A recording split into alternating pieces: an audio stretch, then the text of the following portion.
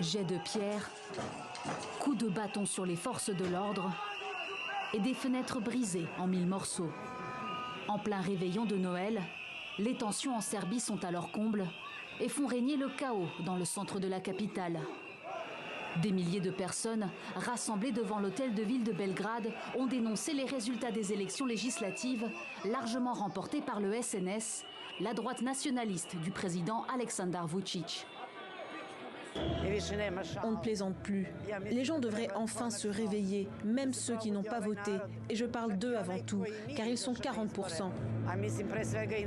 On ne peut plus dire « je m'en fiche, ça ne me regarde pas ». Cela nous regarde tous. Ça et bien plus encore. Malheureusement, le président ne montre aucune volonté pour trouver une solution à cette situation.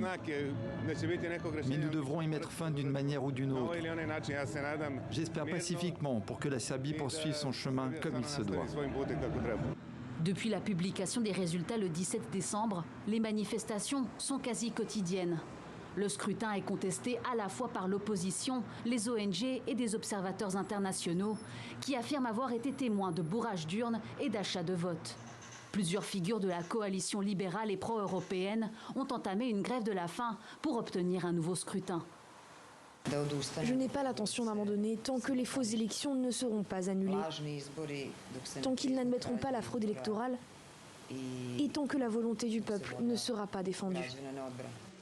Au même moment, le président s'est exprimé sur une chaîne de télévision pro-gouvernementale pour dénoncer une prise des institutions par la force. Des accusations reprises dans la foulée par le Kremlin. Il y a des observateurs qui n'ont constaté aucune violation qui mettrait en doute la légitimité de l'élection. Mais il y a aussi des tentatives évidentes de la part des forces tierces, soutenues par l'étranger, pour provoquer des troubles à Belgrade.